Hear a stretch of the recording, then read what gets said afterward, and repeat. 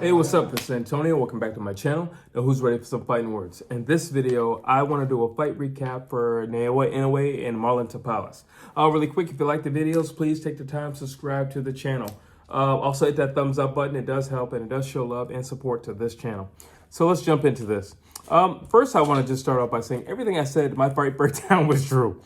Everything I said was true. And then I also did a video like maybe a few days before the fight where I said, Inoue was talking about staying on the outside, and, respecting the fact that Marlon Tapales is also a power puncher. Well, everything I said was true, and everything that I said came true. First, I want to say beautiful fighting from Inoue. Just smart, understanding of foot placement, everything was on point. This is a good year for him. It was evident really fast really early how fast Inoue was. I mean, Marlon didn't know what to do with that. He didn't know what to do with that type of speed. But like I said, it wasn't just hand speed. It was foot speed, and he couldn't keep up with him.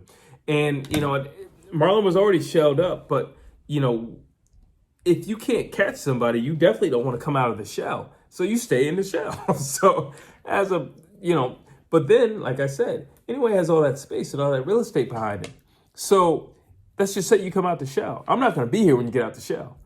So you might as well stay in the shell, take the onslaught, and then, figure it out as we move along. Inoue was consistent. He was consistent. I mentioned in my fight breakdown, there was going to be, for every punch that Marlon's going to throw, Inoue's going to throw a 4-5. And he was so consistent. From round one to the last round, he was so consistent. And, that frustrated Marlon as well because he could never get settled. He never got into a rhythm. And Inoue wasn't going to let him get into a rhythm. He was sharp. Like, he was so sharp. He was very crisp. And every once in a while, you can see a lot of times in combat, we look at how someone did their camp based upon their physique. Like, this is bodybuilding or something like that. But you can tell what someone did in their training camp based upon how sharp they are, how crisp those punches are, how in tune they are with their twitching. And Inoue was in incredible shape. Like, you can tell he did a lot of sparring. Like, he looked good. Let's see. Inoue mixed up the combinations. Not shocked about that. Marlon is a one-trick pony, and I said that. And listen, it's not a thing about knocking somebody. It's just this is what you're good at, and this is all you do. Inoue is not a one-trick pony. He was doing just a lot of things that was frustrating Marlon. Marlon wasn't consistent with anything. And then when he did get out the shell, he didn't do anything. He threw one punch at a time. You're not gonna listen. I don't care how hard you hit. You're not gonna get anywhere throwing one punch at a time. Deontay Wilder fought Joseph Parker. Deontay Wilder knocks out guys a lot bigger than Joseph Parker. But just because Deontay Wilder hits hard doesn't mean that it's just gonna happen. His name is Deontay Wilder. It's not Thanos. All right. And the same thing with Marlon Tapales. Your name is not Thanos. You're not going to come out the shell, knock people out, and then rush back in the shell. It's not going to happen like that. Like, you need to get everything in tune. You need to be in tune with this fight. You need to be moving. You need to be thinking. You need to be, just setting up feints and doing the same thing that Inoue's doing to you because it's working on his half, but you're a one-trick pony. Doing this and then doing this every once in a blue moon is not going to cut it. I'm sorry. It's just not going to cut it. He's throwing, 60 punches in a round? These are not the exact numbers because I know you guys will let me know. These are not the exact numbers. If he's throwing 60 punches in a round and you're throwing, 15? It's not going to cut it. I'm sorry. It's just not going to cut it. I get it. You hit hard. That's still not going to cut it. Let's see. Here's my thing. If you're gonna be a lackadaisical, if you're gonna be lackadaisical in the fight, Marlon Tapales, at least establish the jab. If you know anything about this channel, I am always preaching the jab, the jab, the jab. Just start the jab. Everything else will come. Everything else will show up eventually if you do one thing and you do it early. You start the jab and you get the jab flowing. You start pumping the jab out. Everything else will come. The right hand will come. Everything else will come.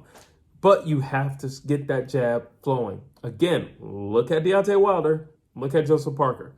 Yeah, you hit a lot harder. Yeah, your arms are a whole lot longer. But it doesn't mean anything if you're just banking on one thing that you hit hard. It doesn't mean anything. No. Pump out the jab. Line him up with the jab. And then you can unleash the right hand.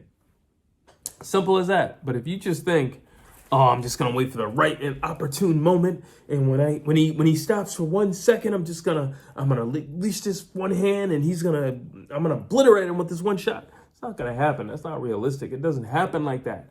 It doesn't happen like that. It happens. Well, let me rephrase that. It happens like that in a Jake Paul fight. Weirdly, it happens a lot like that in Jake Paul fights. But this is a real fight, so there you go. Inoue was just great at using distance. And I think it worked perfectly for him. I've always said that I think Inoue's a lot better with distance anyway because he's a creative fighter. And listen, you don't have to put yourself in the fire, and you can still win by a landslide by all means. You stay where it's comfortable and you pick your man off. It's as simple as that. Why would I walk into the fire if I don't have to? You have to. That's why your hands are up and you're doing the high guard. You have to. I don't have to. And if you get too close, I'm out of here. And then you got to find me again, you got to set me up again, or you're going to have to line me up again, or you're going to have to do something again to hopefully allow me to become a stationary fighter. But I'm not going to do it. Inoue was brilliant with his footwork and his distance. Let's see. Tapales didn't have anything working until like round 4. Like, the dude had nothing working. Like, he had nothing working. Round 4, and he had more success in round 4, 5, and 6. But let me explain why he has had the success that he had. That's only because Inoue got more comfortable. Inoue realized I'm a whole lot faster than this guy. Inoue realized my footwork is light years better than this guy. Inoue realized for every time he hits me, I hit him 5 times. I can afford to stand in front of this guy. If I want to, I can afford to do that. That's what Inoue did. He stopped moving as much in round 4, 5, and 6. So yeah, I give Marlon credit for taking advantage of an opportunity, but half of that credit goes to Inoue because he didn't move as much. Just saying. Let's see. Let me talk about the brilliance of Inoue. So these sneaky little body shots that Inoue was doing. Again, you don't have to be up close and personal, and stay in a telephone booth to give a sustained body attack. When I say sustained body attack, I just simply mean that you're consistent with attacking the body. That doesn't mean it has to be a full-on assault on the body. You know what? I'm just going for the ribs and I'm gonna, it doesn't mean that. I'm not saying that. I'm just saying you got to be smart and you got to pick your shots, but at the same time, be consistent. Inoue was great at going upstairs and then going back downstairs. He fully invested in going downstairs. So he would do this tricky little thing, which was very clever and extremely effective, where Tapales, he would come in, not a problem with that. But here's the thing. Tapales is already he's leaning forward, so he's going to be shorter. Inoue would trap his head. So now Tapales' head is right here. Inoue would trap his head under his forearm, and then he would allow Tapales up. When Tapales pops back up, Inoue hits him with the body shot, and then he'd be out of there. And again, it doesn't have to be a sustained body attack in the actual assault. It doesn't have to be. You don't have to land 50 of them right then and there. They just have to be clean and effective. They were clean and effective, okay? And over the time, it's going to slow his guy down. That's exactly what they did. They slowed him down. And it got to the point where Tapales didn't raise his arms up too much anymore because he knew. He knew. He knew.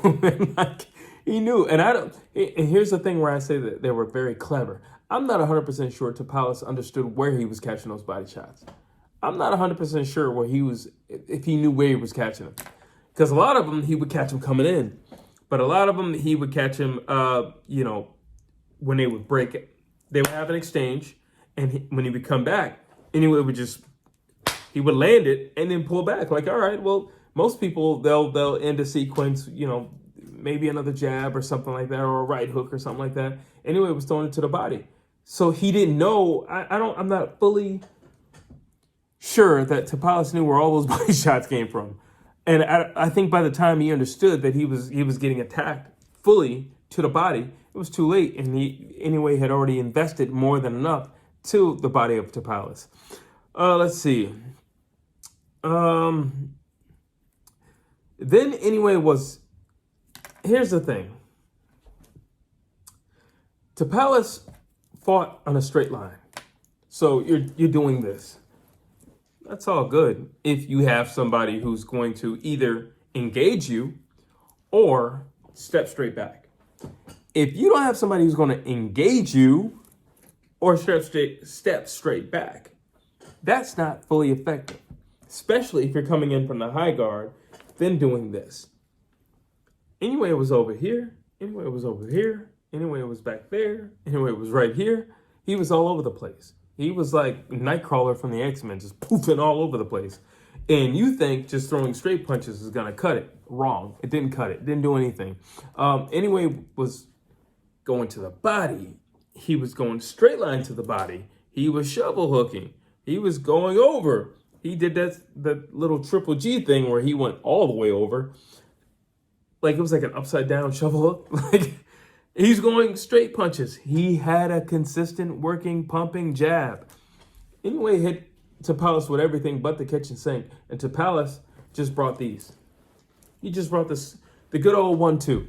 Well, the good old 1-2 is, it's great for novices, but I'm sorry. These are the big leagues, and you're fighting to become undisputed champion of the world. You better get it together because I ain't going to cut it.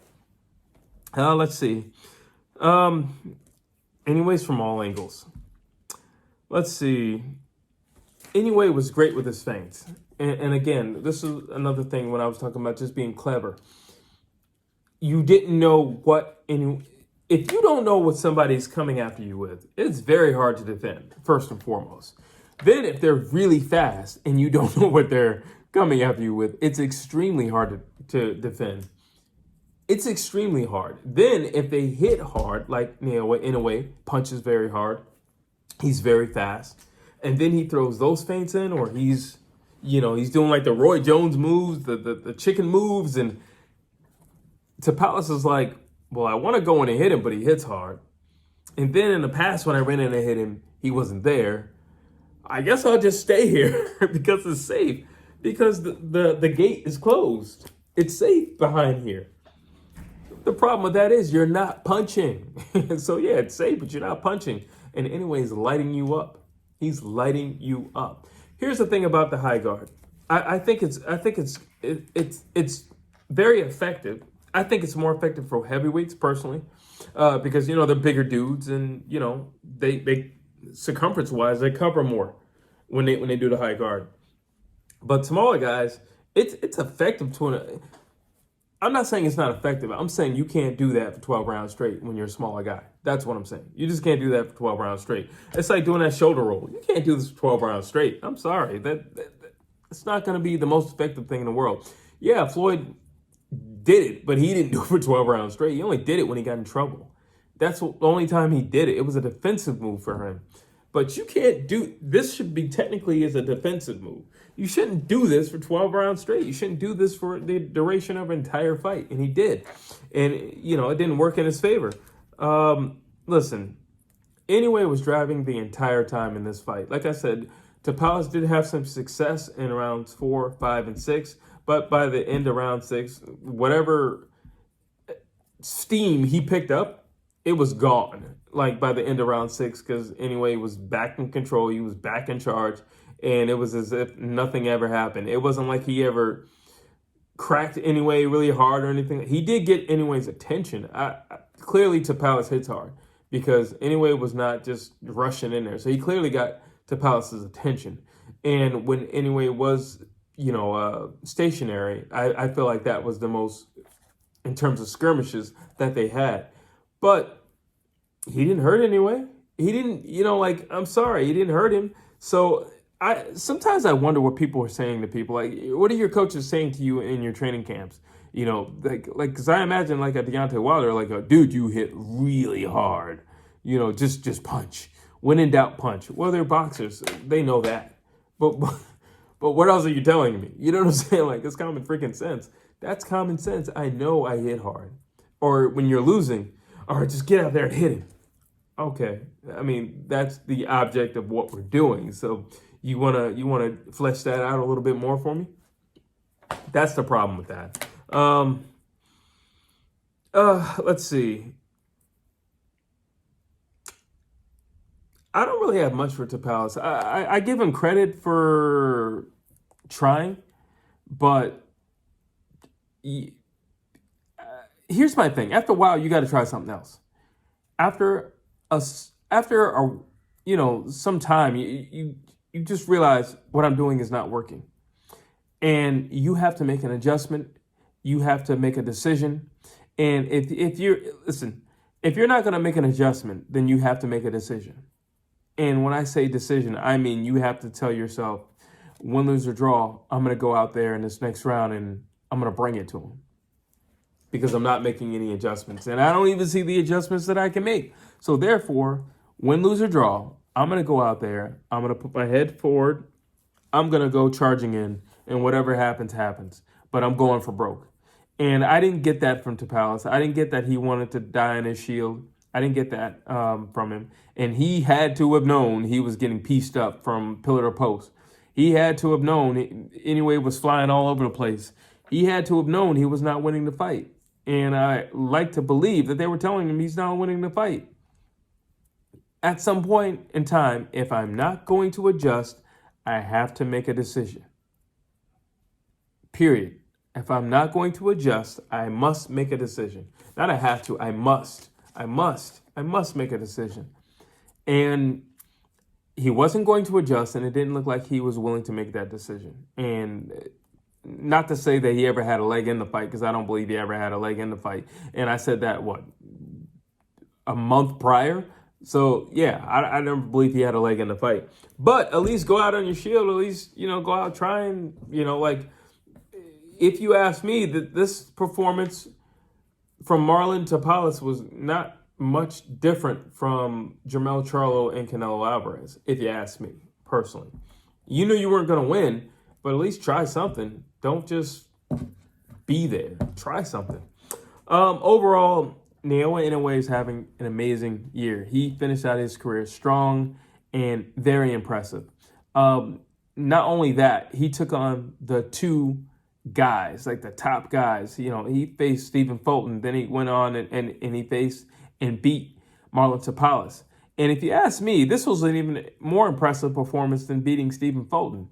So all I can say is Naoya Inoue is the monster. He is Godzilla, and he is wrecking shop. And he's going to hold court, period. He's going to reign as long as he likes, because he looked as sharp as could be. So those are my thoughts. Drop your thoughts down below. And as always, please like, please share, please subscribe to this channel.